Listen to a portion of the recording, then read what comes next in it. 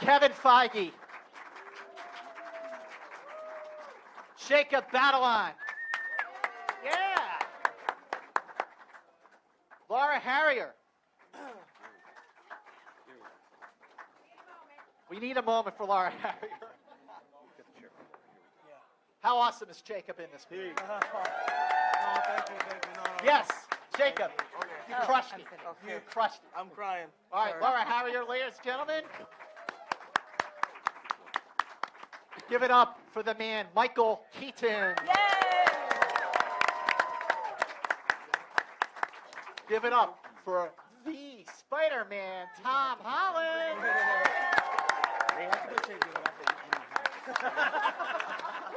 Ladies and gentlemen, the godfather of the Marvel Cinematic Universe himself, Robert Downey Jr. This is it. The beautiful, the lovely, the talented, the hottest Aunt May you will ever see, Marissa Tomei. Woo! Yes. Really? They're redoing that? Cool. Making a massive debut, please welcome Zendaya. You gotta love Flash Thompson. Tony Revolori. Woo! That's my boy. Ladies and gentlemen, please welcome the director of Spider-Man Homecoming, John Watts. Watts! All right, well, the first question is really to go to the other side of the panel here. This one is for Amy Pascal and Kevin Feige. First question really is, how excited are you to finally bring Spider-Man into the Marvel Cinematic Universe? It was one of a handful of, well, this will never be possible, but let's dream about it moments at Marvel Studios. And then we're sitting in front of all of you nice people in orange chairs today, having made the movie, is unbelievable. Yeah, it's incredible. It is incredible. It happened, started with a lunch between me and Kevin, and I can't believe we're here now. It's pretty exciting. Well, listen, John Watts, the biggest challenge for Spider-Man Homecoming was to not only make a fresh, standalone Spider-Man movie, but one that does fit in with the MCU, and one that also really does capture a unique tone that is delightful and hilarious. So what were some of the challenges in capturing all those things while staying true to the legacy of Spider-Man? Well, I just try to approach it as the biggest fan possible, and the opportunity to finally put Spider-Man where he belongs in the Marvel Universe, really, if anything, just opened up the doors to so many new kinds of stories that we could tell. So if anything, I felt like we were being as true as possible as anyone has ever been able to be about Spider-Man and how he fits into this world. Tom Holland. Tom Holland. Tom Holland. Hey. Tom Holland. Hey. Spider-Man. Listen, Tom Holland. Little secret here, Tom. With great power comes great responsibility. It does, yeah, it really does. What kind of responsibility did you feel playing a character that just everybody loves, one that means so much to so many people? I think the thing I had to remind myself most when I first took on this character was that Tobey Maguire's Spider-Man had such a huge impact on me as a kid. He was my role model growing up. He was my favorite character. So I had to keep reminding myself that I'm going to have that same impact on kids of the younger generation. So I really wanted to, do them proud and to be a solid role model for them, and also just make a young, fresh version of a character we know and love so well. Well, I mean, if you must have had a lot of fun making it, because the fun that you project on the screen, it's infectious. Thank you. Well, the question that John and I asked ourselves is, if you gave a 15-year-old superpowers, he would have the time of his life. And when I made this movie, I had the time of my life. So it really sort of comes across on screen. You know what else looks like you had the time of your life doing? Sparring with this guy, Robert Downey Jr. The man himself. Woo! In case you didn't know. Robert Downey Jr. Yeah? I remember at the beginning of May, in the beginning of May in 2008, Yes, sir. we were witness to the very first movie in the MCU, the Marvel Cinematic Universe, the first Iron Man. So that kind of makes you, like I introduced you, the godfather of the MCU. Right. Now, the question is like, how do you feel about the way the MCU has not only evolved, but expanded to now include the likes of Spider-Man? I think it's well, first of all, I'm stoked that they got my memo about the screening room. I wanted it designed like a old Miami Dolphins jersey. So that worked out.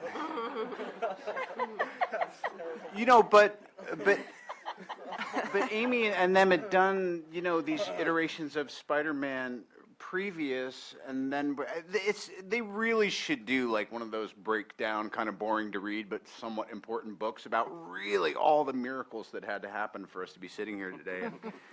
And now I just feel like, hey, we're in like a classy hotel, and like people are clapping, and this turned out so well, though. I mean, it really always comes down to, as Kevin says, you got to see the movie and love it. And I was in it a little bit, and I saw it, and I honestly loved it. And I think that's what's exciting, is they're still really, working.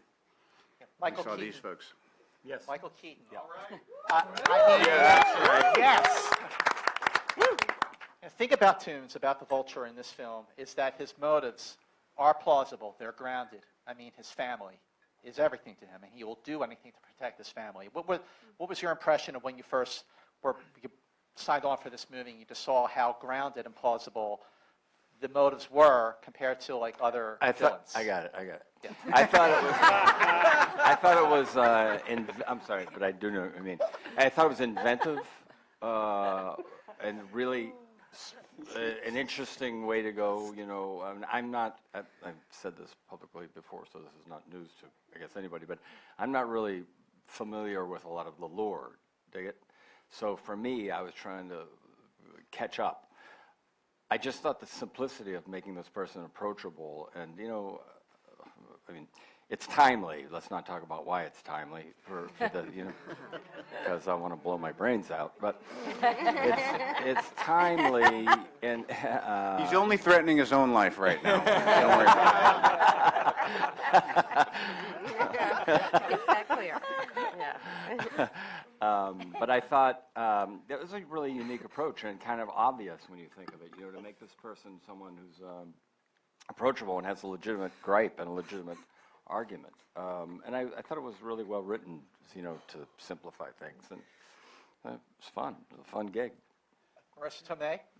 Seems like a fun gig for you as well. Like when you look at the comics and the other films and you look at the character of Aunt May, I mean, she's very different.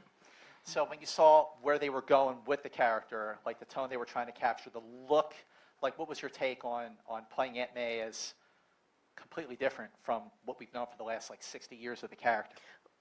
Well, I mean, I didn't really know what Aunt May looked like until after I signed up. I couldn't understand why my agents kept going, she's going to be sexy. And I'm like, stop trying to coddle me. Like, what are you going to pander to me and try to make me feel, oh, you mean in contrast to another way to go. These guys had the vision of how it was going to be revamped and everyone was going to be younger. And she's his aunt by marriage, so she could really be any age at all. Wow. Jacob. Yes. Yes. Jacob. Yeah, Jacob! Hi. Hello. First of all, hi. listen to this applause here. What does it mean to you to have your character Ned and the interplay with Peter be so received by people that it really brings a new dynamic to the character? I mean, look, I'm not gonna lie. I knew this was gonna happen. Yeah. No. Sorry. No, that was awful. Tom and I really enjoy each other. The cast, we really enjoy each other, and so, it was easy to translate that into what you guys saw. And I mean, I love them. I love all of them so much, and it's easy to be around them, and it's easy to make the best things with them. Awesome. Zendaya, to make such a big film like this, not just a movie, but a movie on this scale, what was that like for you? It was incredible. I mean, I've done a lot of things in my little career so far, but this is my first big movie, so I was terrified, and I suppressed it very well. But it's amazing to be here, and I think all of us still feel like it's a bit of a dream, And I don't know when it's gonna feel real, but it definitely doesn't feel real right now. And I don't mind living in this dream. I think I enjoy it here, so I'm gonna keep doing it. When the opening numbers come in, it gets real. Oh, yeah. It can be huge. There you go. Laura, how much were you aware of the character of Spider-Man, and why do you think that of all the superheroes, that Spider-Man is sort of the one that really does mean the most to the most people? Because I think he's the most relatable. We all know what it's like to grow up and be in high school and go through growing pains and have awkward moments talking to someone you have a crush on. You know, it's harder to connect with these superheroes that are completely outside of our world, I think. But Spider-Man is first and foremost Peter Parker, who everyone can relate to. You know, I want to ask John, too, that you're keeping to the mythology with regards to, like, you know, there's a scene that's right out of Amazing Spider-Man number 33, To Die a Hero. The character of Ned Leeds. You know what happens to Ned Leeds in the comics, right? Yes, I do, all too well. Okay. No, but I want that to happen. Like the costume, his costume it's souped up. It's like an Iron Man costume unto itself. So, what were the challenges, John, to keep it true to mythology in some ways while evolving things in such a way that it makes it sense for 2017? Well, I got kicked off really nicely by what the Russo brothers did in Civil War. You know, they set up this really great premise that Peter Parker is going to get plucked out of obscurity by Tony Stark, given this really high-tech suit and taken on a crazy adventure, and then just drop back into his regular life without, you know, another thought. So to me, that was just everything that you're saying. Like, the challenge for me was just like an opportunity. You know, if Tony Stark built a Spider-Man suit, what could it do? That could be so amazing. There's a little bit of a precedent in the comics with the Iron Spider suit that gets built. So we use that as sort of the inspiration for, you know, all the bells and whistles that Tony would put into this thing. Great. Let's open it up to the audience. I know you all got questions. Let's go right here first. Great. All right. Wait for the mic. Tom, congratulations. Thank you very Stephen much. Schaefer, Boston Herald. This is obviously a life-changing role for you. Can you talk about your experience from The Impossible, where everybody sort of first discovered you and you were just astounding, and to get to this place, what you've been doing and what you've been looking at with your life? I've been so lucky in my career. I feel like I've been in the right place at the right time at every turn. I've been so lucky that I've got to work with who I would consider to be the best of the best and learn from people, and every movie has been a very different experience for me, and I've been able to play different characters without having to go too far. Now that I'm sort of finding myself a little bit, I'm looking to go a little bit further. No, I mean, this job, since day one, has been a roller coaster. It's the job that keeps on giving. It has never ceased to amaze me.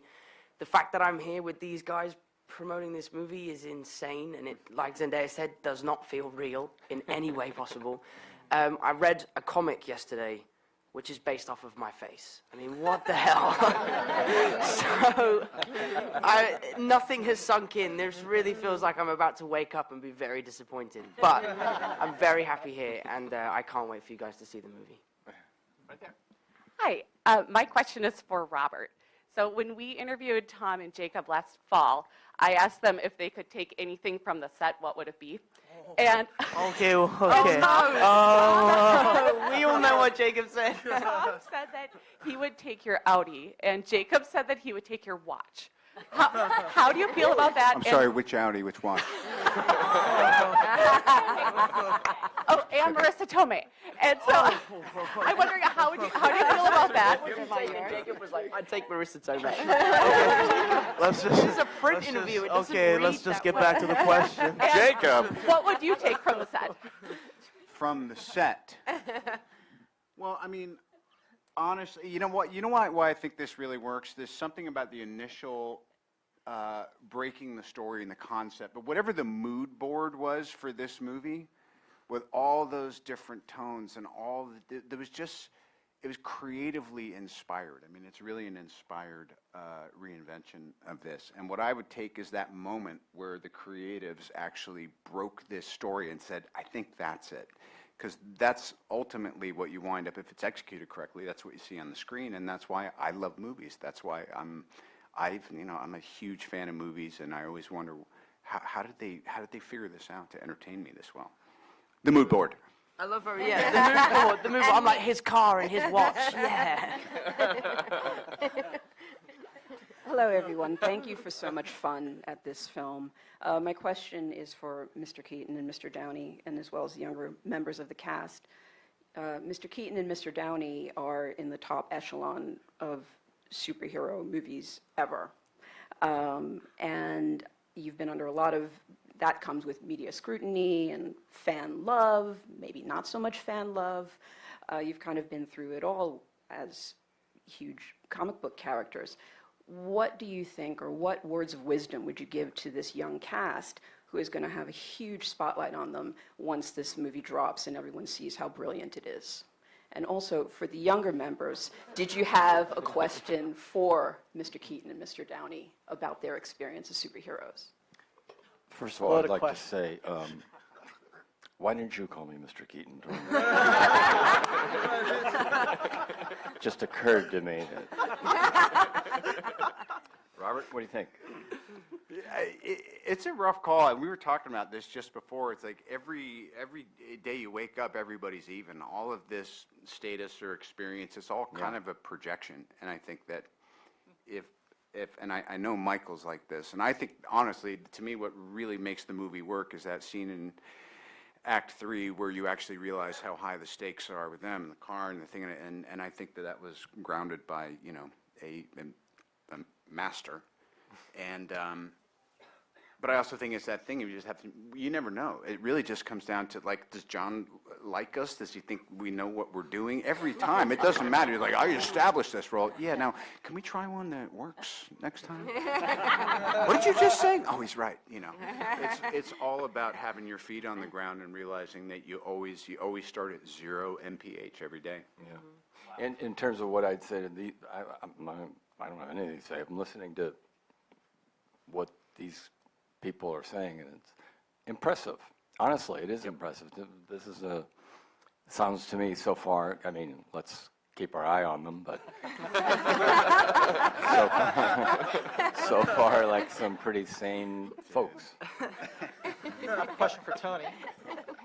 Your work going from working with a director like Wes Anderson to John Watts on one film that's one level in terms of production to another. What's he whispering to you? What was it like on going to work on a film that's on such a big scale and with a character that is so beloved around the world?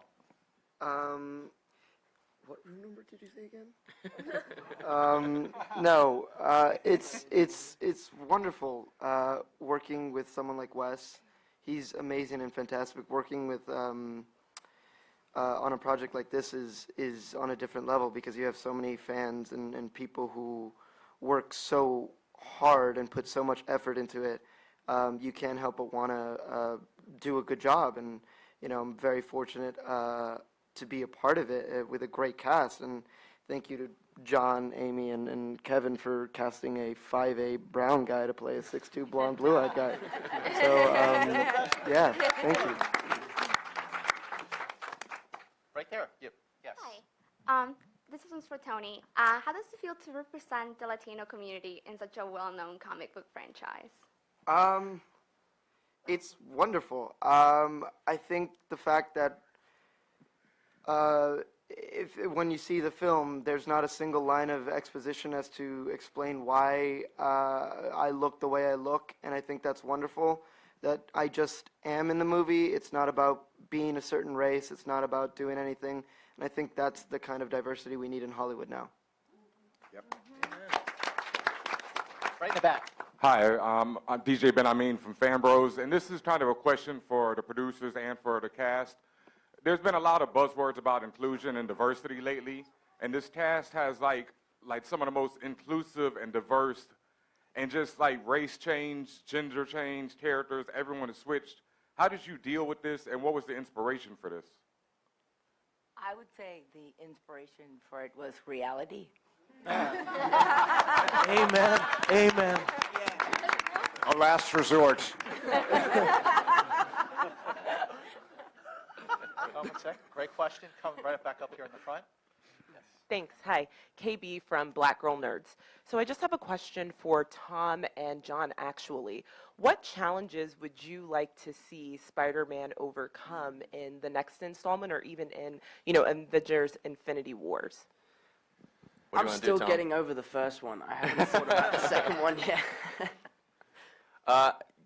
Honestly, I mean, I really try to think about this stuff just one movie at a time, but I do feel like now that Spider-Man is a part of this big, crazy universe, we can definitely tell some new stories, that's for sure. Any tease there? No. course not. Right here. Not with Kevin Feige here.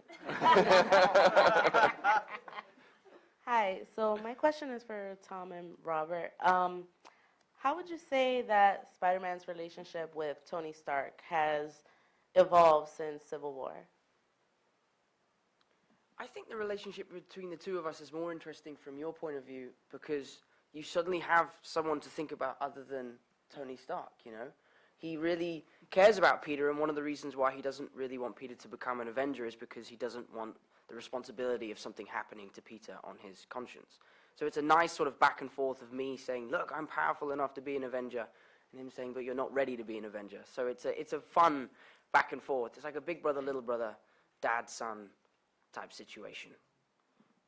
Right back there, yes.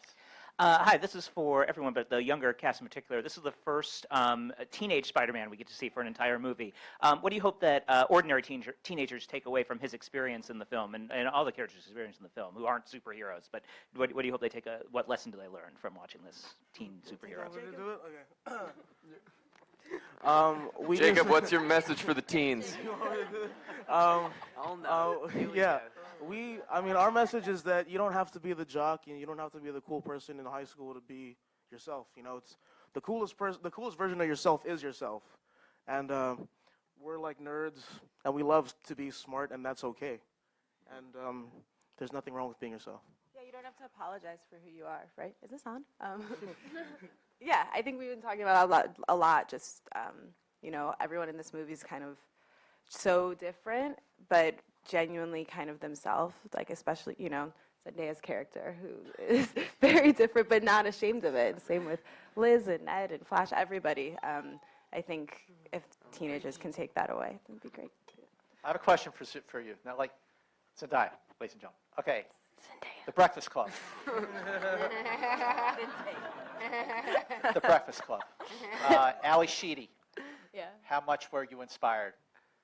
Definitely inspiration there. I mean, I remember, because I didn't really know what kind of character I was playing until I showed up, because everything's kind of top secret, you know what I'm saying?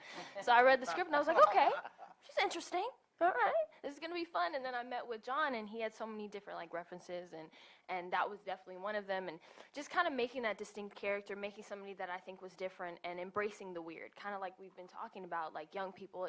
It's okay to be weird. That is okay, and it's okay to be exactly who you are.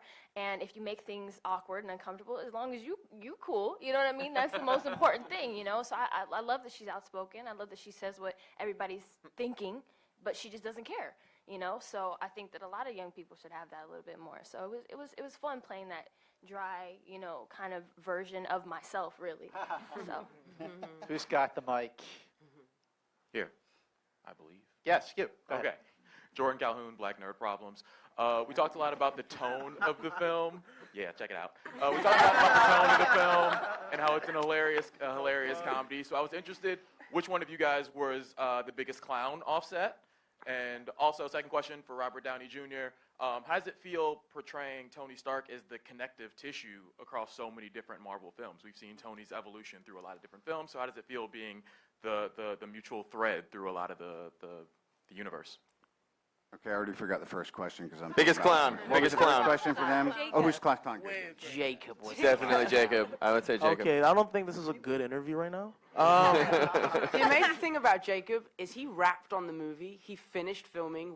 He was done with his part of the film, and he just moved in with me. Yeah. I was like, Okay, Jacob, okay. go home, and he lived with me and my best mate for like wait. 6 weeks. You're He came to work every day. Okay, and and you're just talking hung as out. you're talking as if you didn't want me there. You obviously we wanted did want me. you there for sure. When did you guys realize that you were best friends? Yeah. And then we fell in love. It's been great ever since. Don't worry about it. Connective tissue, yeah. Bringing it all together. What happens is things are presented to me that are really well thought out by folks who have been doing this correctly for a long time, and I go like, check, and then attempt to take the credit in press conferences. So I'm holding this whole thing together. It's obvious. Hi, Black good Nerd morning. Problems. Check it out. Dude, you just made my day. Hi, this question is for Tom. Hi. I understand you have a dance and an acrobatic background, so can you talk about that and then how that played into doing your stunts and how did you master hanging upside down? Yeah, you can't really master hanging upside down. That's not something I've been prepared for. But yeah, my dancing and gymnastics background was so helpful to this project because we were able to do things as Peter Parker that they probably hadn't been able to do in the past. But that said, sometimes they would overestimate my skill set. John would be like, can you just backflip off that wall and land on that beam? I'm like, no, John, I can't do that. I'm not that good, dude. It's hard to, you forget that you're not actually Spider-Man. So Yeah. just climb up the that wall. I'm like, I can't do that, John. Got a question back here. Hey guys, Brandon Davis, comicbook.com. Robert, you've been with the MCU since its earliest days. We have Tom coming in at 20 years old. Wondering, does this at all feel like maybe like a passing of the torch for Spider-Man to maybe be what we just talked about with Tony being the connective tissue, or do you want to stick around forever? Or whatever. I've been semi-retired since, again, the first weekend that Iron Man 1 opened. You never, the great thing about life is it is so much, good things happen, and I'll speak for myself, you get inflated. And then you think, oh my God, I've created everything that's going my way. And then things happen where you go, all right, there's a little evidence to the contrary. And at this point, you go back to, you're just like, it's nice to be on this call sheet. So as you can see, I've changed dramatically, and I'm an extremely humble individual. Right here, in the red. Oh, hi, good morning. Marta for Della's Jubilation, a blogger, not a real reporter. Thanks for clarifying that. You're welcome. You're very welcome. My question is actually for the producers. As a long-time Queens resident, I was wondering if it's possible in the next installments to get some, I don't know, real action in Queens maybe this time around, like actual Queens? With We love to. John? Okay. Sure. See how simple?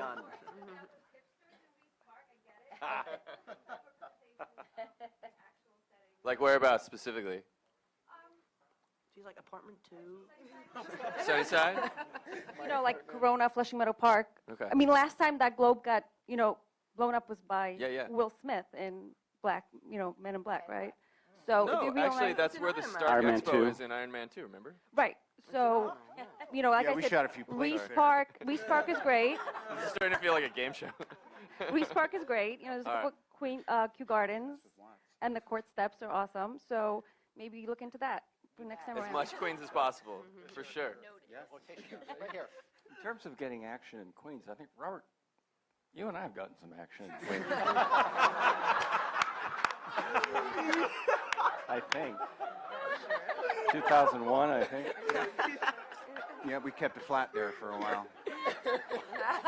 Dirty deeds done dirt cheap. Oh my God. What role models? I know. That is so Any other terrible. messages I for the live in teens? So, so my question is for Mr. Keaton. Michael, you played the biggest of heroes, and you've now played the Don't you biggest of forget it. supervillains. So now I'm sorry. you played the biggest of superheroes, Yes, yes. and now you played the biggest of supervillains. Yes. Which did you prefer? They're both fun. I think actors tend to, be drawn toward not necessarily villainous. Well, yeah, probably villainous characters. I mean, it's cliched, but it kind of tends to be often true that when you want to delve into the dark side, it just gets interesting. That's all. Usually because they, the reality is the lead or hero. Sometimes, by the nature of the piece, has to be not one-dimensional, but it has to represent a thing very strongly. Whereas the supporting actors or character actors often they're more dimensional. Without going into this and doing some sort of bullshit actor talk, but it tends to be true. And a lot of times, I would think everyone or most of us have had an experience where you're playing one role and you're looking at some of those minor roles and you're thinking, oh man, I'd like to have a bite of that, because it's just so much fun. And I've been fortunate. I've been, able to play a lot of different things, little tiny parts, and big parts. They're both fun. They're both different. You know, it's more iconic, and you can make a hell of a lot more dough being the big lead guy. But you know, they're both fun. Ladies and gentlemen, this concludes our press conference for Spider-Man Homecoming. The movie opens July 7th. Let's hear it, everybody.